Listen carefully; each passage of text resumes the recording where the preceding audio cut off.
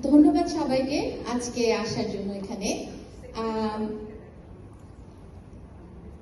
আজকে অনেকেই হয়তো আসার সময় এরকম ফিল করছিলেন, I am pretty sure Sunday morning টেনে টুনে আপনাদের নিয়ে আসছি, but hopefully it's not gonna be too bad at the end of the day. আপনারা হয়তো রিগ্রেট করবেন না আশা করি। তো অনেকেই আমাকে চিনেন, যারা আমাকে চিনেন না, আমার নাম সোনিয়া। আমি বেশ কিছু বছর হলো আমি এখানে জেনারেল প্র্যাকটিশনার হিসেবে কাজ করছি মন্ট্রিকি মেডিকেল সেন্টারে।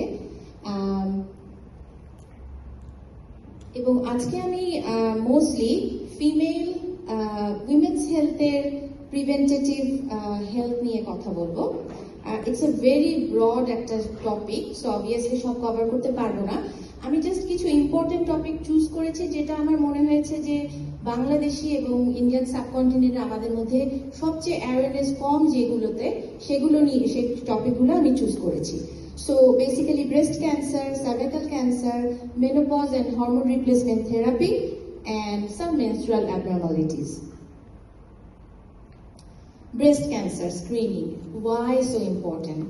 If you look into the statistics, breast cancer is the most common cancer women in Australia, and second most common cancer to death after lung cancer.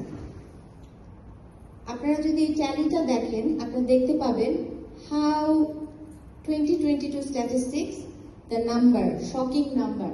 Even অস্ট্রেলিয়ার মতো ছোট্ট দেশে more than 17,000 people been diagnosed with breast cancer, এবং কত বেশি number compare to the other cancer. এবং আরেকটা cancer আছে এখানে, uterine cancer in the list as well. এটা যদি আমরা দেখি 2024 more than 20,000 women been diagnosed with breast cancer, again such a shocking number. এবং point to be noted, men can be diagnosed with breast cancer as well. 1 in 7 people in their lifetime can develop breast cancer.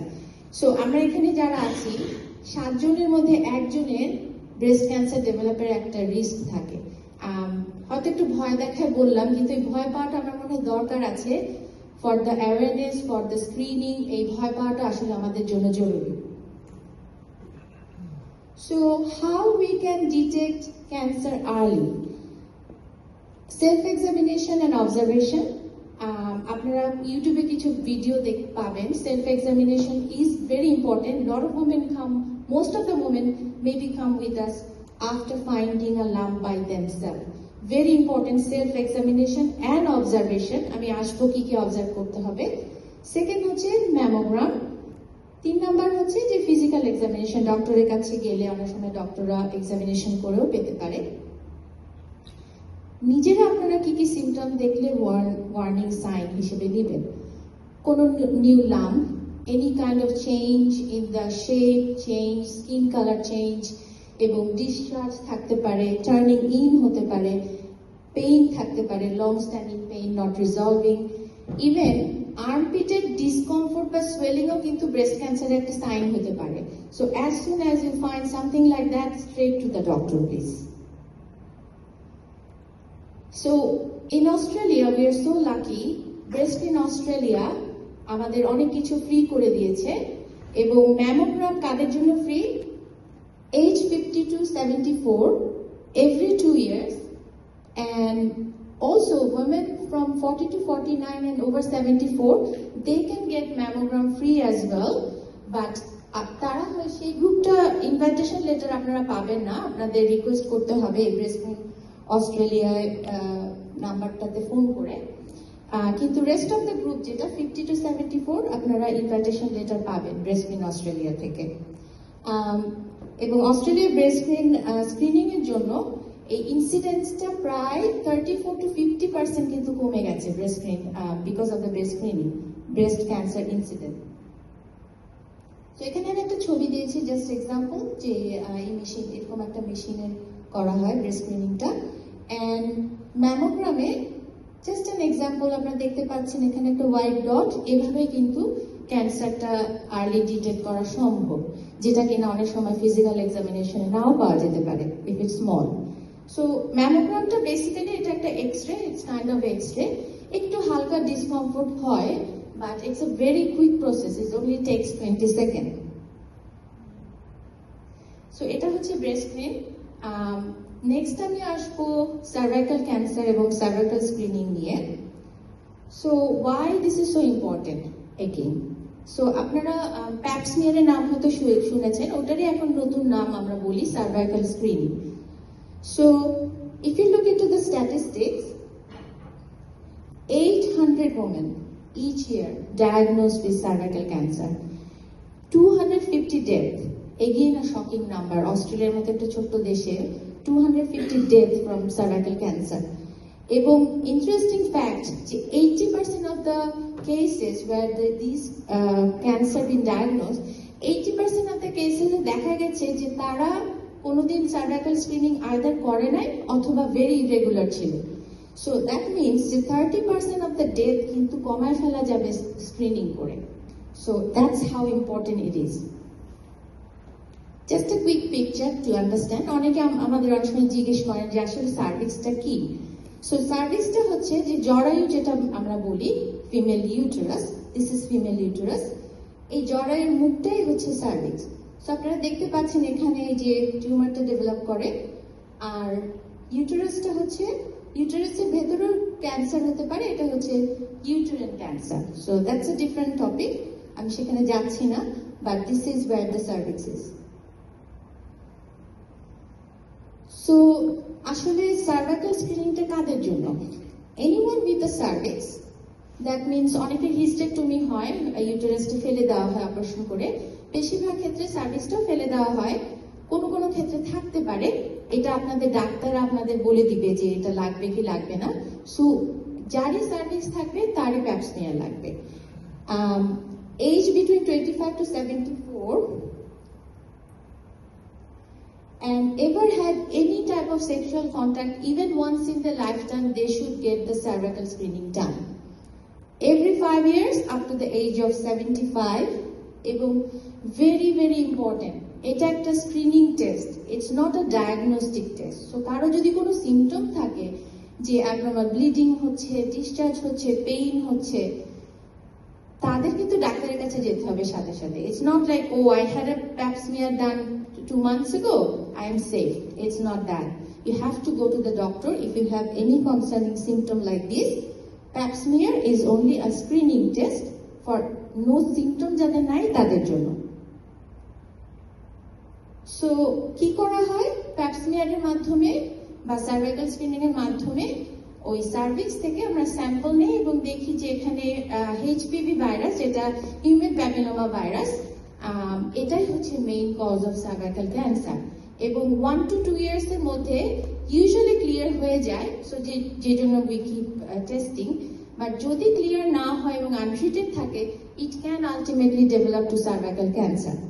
So this is one of the cancer, even before the cancer start, we can prevent cervical cancer. So cervical screening এ কি করা হয়? এখানে দুটো option আছে, একটা হচ্ছে যে ডক্টরের কাছে গেলে অনেক নার্সরা ট্রেন থাকে, ডক্টর বা নার্স সার্ভাইকাল টেস্টটা করতে পারেন। It's a painless procedure, I must say, এটা আসলে painless.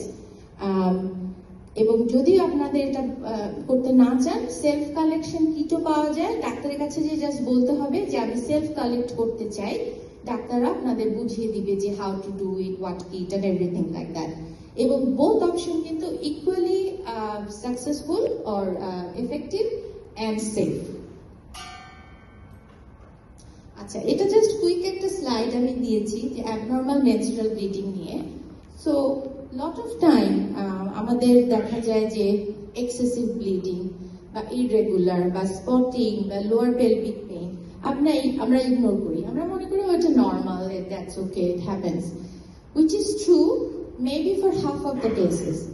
Rest of the half আসলে অনেক সিরিয়াস কন্ডিশন কিন্তু অ্যাসোসিয়েটেড থাকতে পারে, যেমন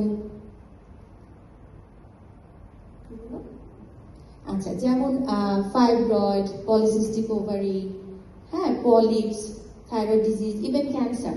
ইউটেরাইন ক্যান্সারের কথা যে বললাম, ওই uterine cancer, cervical cancer, vaginal cancer কিন্তু এই রকমের অ্যাবনর্মাল ব্লিডিং প্যাটার্ন হতে পারে। So without delay go to your doctor and make sure there is nothing serious going on, very very important. আচ্ছা, আমার লাস্ট টপিক হচ্ছে মেনোপজ অ্যান্ড HRT। যেটা হয়, menopause average age in Australia হচ্ছে 51, but it can start any age from 45 to 55. So after 12 months, no menstrual bleeding, then we usually say menopause has started. And সেই সময় oestrogen and progesterone যে female হরমোনগুলো তখন আস্তে আস্তে প্রোডাকশনটা কমে যেতে থাকে, এবং কমতে কমতে দেখা যায় যে অনেক রকম ডিস্ট্রেসিং সিমটম শুরু হয়। এবং অ্যাজ আ ফিমেল ডক্টর, মানে আমি যে কি পরিমাণ মানুষ আসে আমাদের কাছে যে এই প্রবলেমগুলো নিয়ে, significantly interfering their personal life, their career, their job, everything. So very very important. Most prominent symptom যেগুলো থাকে যে hot flush, night sweat, like হঠাৎ করে ঘুম ভেঙে যায়, সারা রাত ঘুমাতে পারে না because they keep on having hot flushes. বলে যে সারা গা ব্যথা করছে, জানি না কেন এই ব্যথা। তারপরে ঘুম না হওয়াটা খুব প্রমিনেন্ট, ভেরি টায়ার্ড লাগে। এবং ভেরি ইম্পর্টেন্ট আমি বলবো যে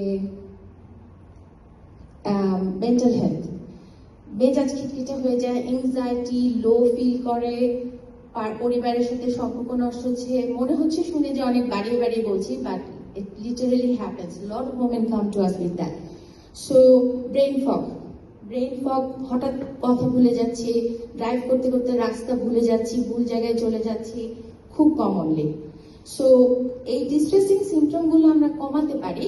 সো আপনারা ডাক্তারের কাছে গেলে ডাক্তাররা বলবে প্রথম কথা অলওয়েজ লাইফস্টাইল। নজরুল ভাই যে বলে গেলেন, সো ইম্পর্টেন্ট, ফার্স্ট থিং হচ্ছে লাইফস্টাইল, হেলদি ডায়েট, এক্সারসাইজ, এর উপর কোনো কথা নাই, ভেরি ইম্পর্টেন্ট। মেন্টাল হেলথে যে কথাটা বললাম, কগনিটিভ বিহেভিয়ার থেরাপি, সাইকোলজিস্ট অনেক সময় হেল্প করতে পারে। এছাড়া মেডিটেশন, যোগা, এগুলার অনেক আসলে হেল্প করতে পারে। And very important HRT, hormone replacement থেরাপিতে আমরা কি করি, যে হরমোনগুলো কমে গেল শরীরে মেনোপজের পরে, ওই হরমোনগুলোকে চেষ্টা করা হয় রিপ্লেস করার। কিছু মিথ আছে, কিছু মিসআন্ডারস্ট্যান্ডিং আছে। অনেকে মনে করেন যে HRT ক্যান্সার করে, which is আসলে নট ট্রু। HRT আমাদের খুব স্পেসিফিক গাইডলাইন আছে যে কাদের জন্য এটা রিস্কি, কাদের জন্য রিস্কি না। তো আপনারা ডাক্তারের কাছে গেলে আমরা রিস্ক অ্যাসেসমেন্ট করি, শুধুমাত্র তাদেরকেই দেওয়া হয় যাদের জন্য একদম রিস্ক নাই বা ভেরি লো রিস্ক, তাদেরকেই দেওয়া হয়।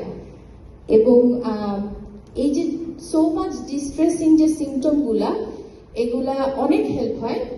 100% আমি বলবো না যে সবার ক্ষেত্রেই হবে, এমন কোনো কথা নাই, but most of the time আমরা দেখি যে এটা হেল্প হয়। এবং অন অ্যাডেড বেনিফিট, বোন ডেন্সিটি, আপনারা হয়তো অনেকেই জানেন যে অস্টিওপোরোসিস, যেটা আমরা বলি যে মেনোপজ হওয়ার পর আস্তে আস্তে বোন ডেন্সিটি কমে যায়, বোনস ফ্র্যাজাইল হয়ে যায়। মেল ফিমেল দুজনেরই হতে পারে, বাট ফিমেলদের আরো রিস্কটা বেশি থাকে অস্টিওপোরোসিসের। সো এই HRT-তে একটা অস্টিওপোরোসিসটা প্রিভেন্ট করতে পারে অনেকটাই। এবং লাস্টলি কার্ডিওপ্রোটেক্টিভ, এটা এভিডেন্স আছে যে হার্ট হেলথে ইস্ট্রোজেনের একটা খুব ইম্পর্টেন্ট একটা রোল আছে। সো হার্টকেও হেল্প করে কিন্তু HRT। সো এই হচ্ছে আমার আজকে প্রেজেন্টেশন, থ্যাংক ইউ। সো আমি মনে হয় কি রাফি বলে ফেলেছি।